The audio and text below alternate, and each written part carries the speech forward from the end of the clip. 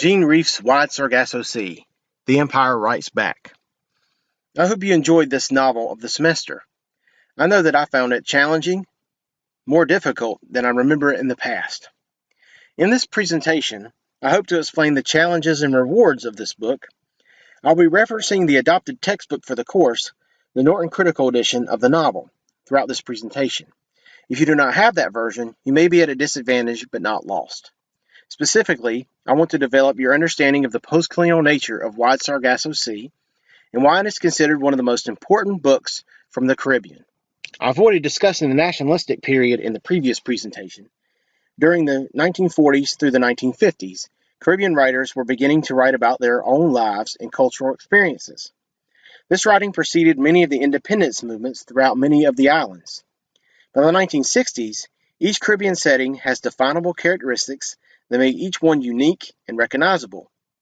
Wide Sargasso Sea emerges out of these periods, speaking about a historical legacy of slavery and colonialism in Jamaica, and speaking for particular nationalism in Dominica, Rhys's birthplace.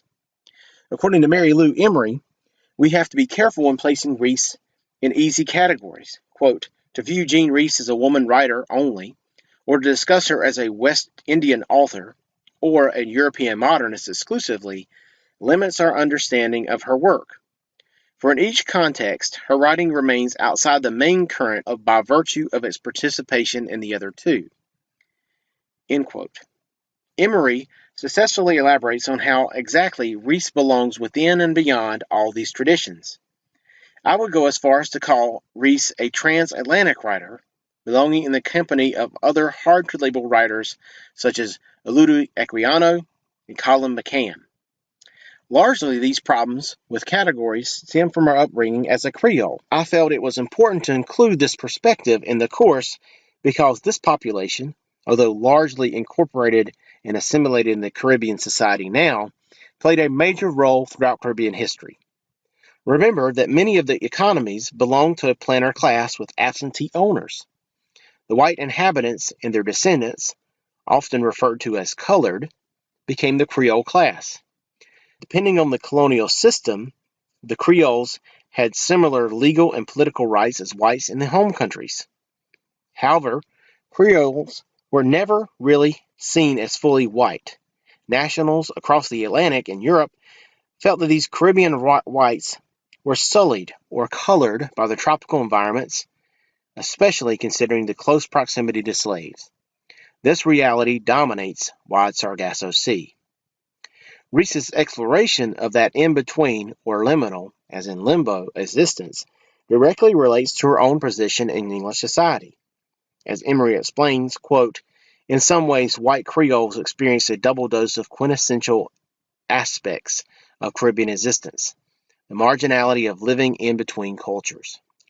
Rhys, who is living at the tail end of this history, captures the very precarious nature of this class through Antoinette and her family. Emery elaborates, quote, white Creoles are divided precisely within the context of the island's histories and cultures.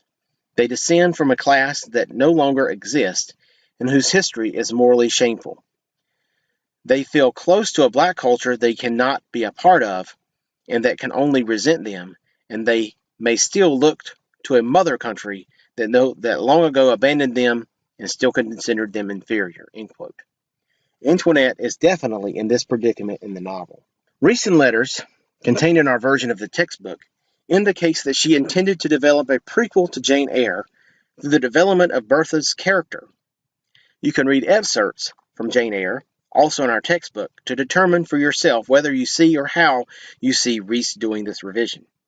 Carolyn Roddy thus argues that the book is, quote, Rhys's feminist post-colonial revision of Jane Eyre, end quote. What cannot be argued, though, is that through this novel that Rhys is rewriting imperial, specifically Victorian literature by giving voice to the colonial subject, agency to the left-behinds. Gatra Spivak's essay in our textbook provides some discussion of this interpretation. For this reason, the novel is considered one of the most important post-colonial novels because it helps to establish the genre as one engaged with telling the other side of the story, in this case, the other side of the Atlantic.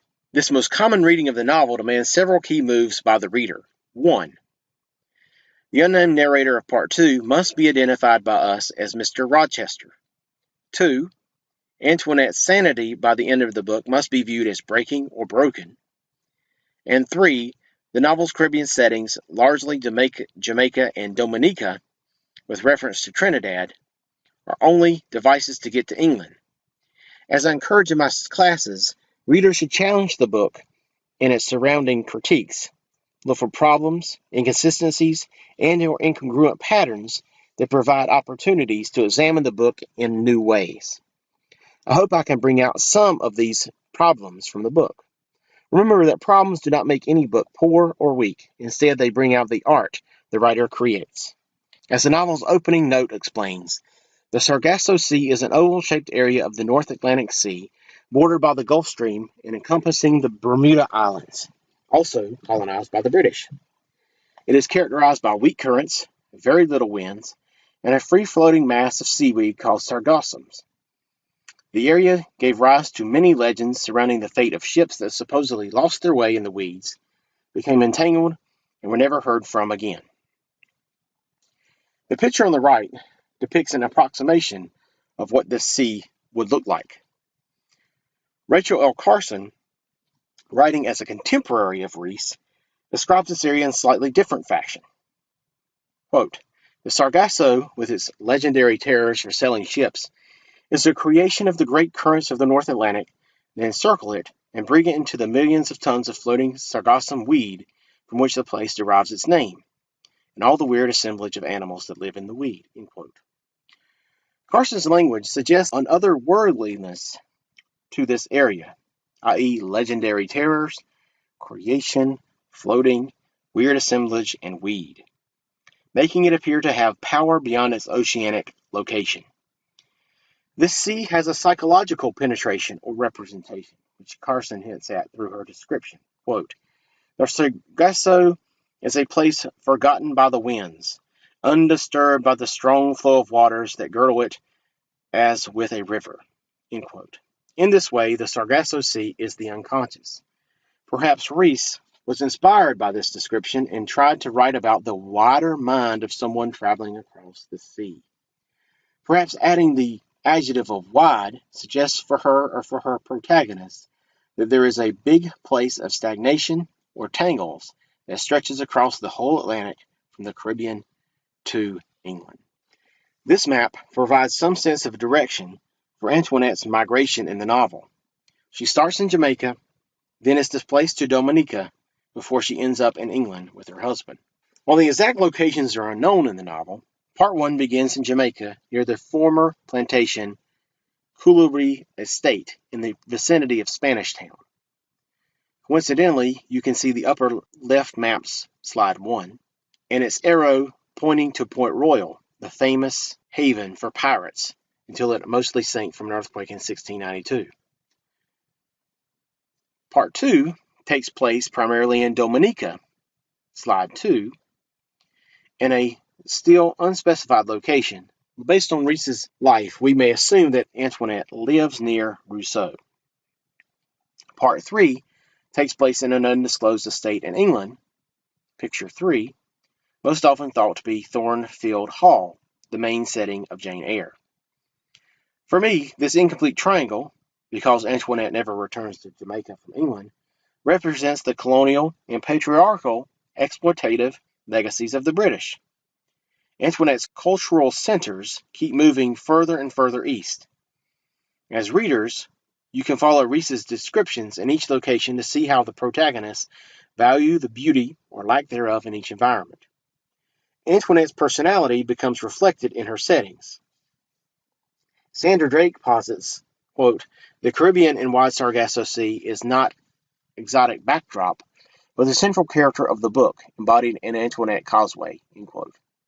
This concept is very important when considering how Antoinette changes throughout the book. The novel is often regarded as a work of modernism due to its unconventional narrative structure. A search on Wikipedia labels the book as postmodernist, possibly because the revision of Jane Eyre from a post-colonial point of view is a postmodern concept. Both of these labels can be significant depending on your interpretation of the novel. However, I want to offer some analysis of it for your understanding. For me, this narration operates through levels of dramatic irony, where the readers seem to know more about the situations occurring than the narrators and or characters. For instance, in part 1, Antoinette knows that the blacks, or society at large, does not approve of her mother, but does not recognize why. Quote, "They say when trouble comes, close ranks, so the white people did. But we were not in their ranks." End quote. As a Creole, Antoinette does not identify with the white people. However, they are white in the eyes of the black, recently emancipated Jamaicans. Because of this misalignment at best, or ignorance at worst, Antoinette cannot fathom the chaos that ensues in part 1. Let me offer an example to examine. During part 2, Antoinette and her husband have a conversation about a memory she has regarding rats. After dinner, they take a walk and have a conversation. Please bear with me as I reproduce this dialogue. "Now come for a walk," she said, "and I will tell you a story." We walked along the veranda to the steps which led to the lawn. "We used to come here to get away from the hot weather in June, July, and August. I came 3 times with my Aunt Cora, who is ill. That was after." She stopped and put her hand to her head. Antoinette's husband is the main narrator of this section. He is recalling this story for a certain reason, for his agenda, I argue. He notices how she trails off with her story and touches her head, planning in his mind, and ours, that Antoinette may not be as lucid as she should be. For Rhys, the husband's narration lets us notice how he is treating Antoinette. For this scene occurs at night, when, quote, "the starlight was so bright that the shadows on the veranda posts and the trees outside lay on the floor," end quote, suggesting that she is a lunatic, i.e., literally someone affected mentally by the moon. For the readers, we know why Antoinette trails off her story as she struggles to avoid talking about the traumatic memories of her mother's depression, her own displacement, and the fire in Jamaica. Let me continue the conversation. "If this is a sad story, don't tell me about it tonight." "It is not a sad story," she said. "Only some things happen and are there for always, even though you forget when or why. It was in that little bedroom." I looked where she was pointing, but could only see the outline of a narrow bed and 1 or 2 chairs. Antoinette's husband does not want to be bothered by any sad memories of her past, thus denying her the chance to work through her memories or foreclosing himself from learning more about his new bride. Antoinette here admits that the dream she recalls shortly is a thing that happened, and she cannot let go of it for some reason. The fact that her husband only sees the shadow of the bed and chairs shows that he is not in the same mental state as Antoinette, who apparently recalls this past memory vividly, almost in color. He does not know where she is coming from. Let me continue the conversation. "This night I can remember was very hot. The windows were shut, but I asked Christophine to open it because the breeze comes from the hills at night, the land breeze, not from the sea. It was so hot that my night chamois was sticking to me, but I went to sleep all the same. And suddenly I was awake. I saw 2 enormous rats, as big as cats, on the sill staring at me. I was not astonished that you were not frightened." "But I was not frightened. That was the strange thing. I stared at them, and they did not move. I could see myself in the looking glass, the other side of the room, in my white chamois with a frill around the neck, staring at those rats, and the rats quite still staring at me." "Well, what happened?" "I turned over, pulled up the sheet, and went to sleep instantly." "And that is the story?" "No, I woke up suddenly like the first time, and rats were not there, but I felt very frightened. I got off bed quickly and ran to the veranda. I lay down in this hammock. This one." She pointed to a flat hammock, a rope at each of the 4 corners. "There was a full moon that night, and I watched it for a long time. There were no clouds chasing it, so it seemed to be standing still, and it shone on me. Next morning, Christophine was angry. She said that it was very bad to sleep in the moonlight when the moon was full." "Did you tell her about the rats?" "No, I never told anyone till now. but I have never forgotten them. I wanted to say something reassuring, but the scent of the river flowers was overpoweringly strong. I felt giddy. Do you think that too? She said. That I have slept too long in the moonlight? I imagine that this scene's conversation does not end in silence, but the proverbial crickets. Alas, the cracks of the frogs and crickets. Her recollection and description of her sweaty, white, no doubt see-through nightgown is startling for her husband's Victorian mores. Additionally, admitting that she was not frightened of the rats and received potential comfort from them, i.e., went to sleep instantly, is doubly damning for her husband. His curt replies during the scene and his silence at the end, especially from her more rhetorical question, indicate that he cannot understand Antoinette. Immediately after this conversation, he narrates that, quote, I put my arms around her, rocked her like a child, and sang to her, end quote.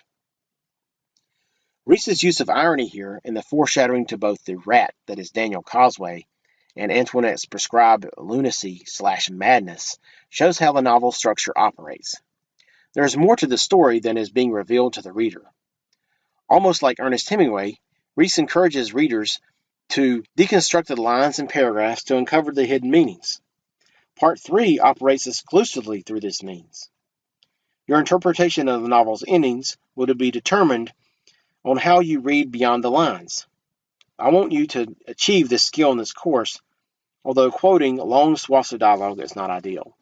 The reactions to nature are reversed once Antoinette and her husband move to England. Both of these outlooks reflect in the constant comparison to the Caribbean and England as a dream. For both characters, each setting is a dreamscape.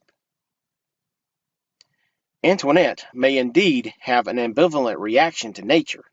She seems to appreciate the Caribbean's beauty as long as it has been cultivated, groomed, or tamed. She recognizes the beauty of the garden, but finds that its beauty has been lessened because slaves no longer work to tend it. Quote, it had gone wild. The paths were overgrown, and a smell of dead flowers mixed with the fresh living smell. Under the tree ferns, tall as forest tree ferns, the light was green. Orchids flourished out of reach, or for some reason not to be touched. One was snaky looking, another like an octopus with long, thin, brown tentacles bare to leaves hanging from a twisted root. Twice a year, the octopus orchid flowered. Then not an inch of tentacle showed. It was a bell-shaped mass of white, mauve, deep purples, wonderful to see. The scent was very sweet and strong. I never went near it. End quote. Rhys brilliantly shows Antoinette's love and hate of nature. Antoinette's husband stands in for many Europeans in the Caribbean who believed that it could physically, spiritually, and morally corrupt you. His expression of excess and even claustrophobia applies to his Victorian attitudes, but also the outlook of other Europeans. His reactions to nature conflate with his feelings for Antoinette. She is as wild and uncultivated as the environment, which is represented after she attacks him. Quote, my arm was bleeding and painful, and I wrapped my handkerchief around it, but it seemed to me that everything around me was hostile. The trees were threatening. The shadows of the trees moved slowly over the floor, menacing me. That green menace. I had felt it ever since I saw this place. There was nothing I knew, nothing to comfort me. End quote. He finds hostility in nature and his wife. The narrative structure in slide 7 on patriarchy speaks to this issue as well. After all, Antoinette's husband gets the largest narration of the novel, indicating his control and power to prescribe and define Antoinette. Through this structure, Rhys has each section moving into or moving out of Antoinette's husband's narration. He is in charge. The entire book and its themes revolve around this topic, in my opinion. Her mother's sanity or insanity is the terrible secret that drives Antoinette to hide her past from her husband. This subplot fuels Daniel Cosway to seek revenge or reveal the story in his letter. For me, Rhys's ending is purposely ambivalent, so we can determine the connections to Jane Eyre. Additionally, Her psyche at the end stems from her struggle to understand who she is. Rhys's use of the looking glass throughout the novel to symbolize this struggle. In part 3, she narrates how she cannot see herself. Quote, "There's no looking glass here, and I don't know what I am like now. I remember watching myself brush my hair and how my eyes looked back at me. The girl I saw was myself, yet not quite myself." End quote. This quote alludes to an internal conflict of her identity in the novel. We are left to determine who she is. These are cited using the MLA 7th edition. The essays in the book are good models to try to emulate for our novel analysis.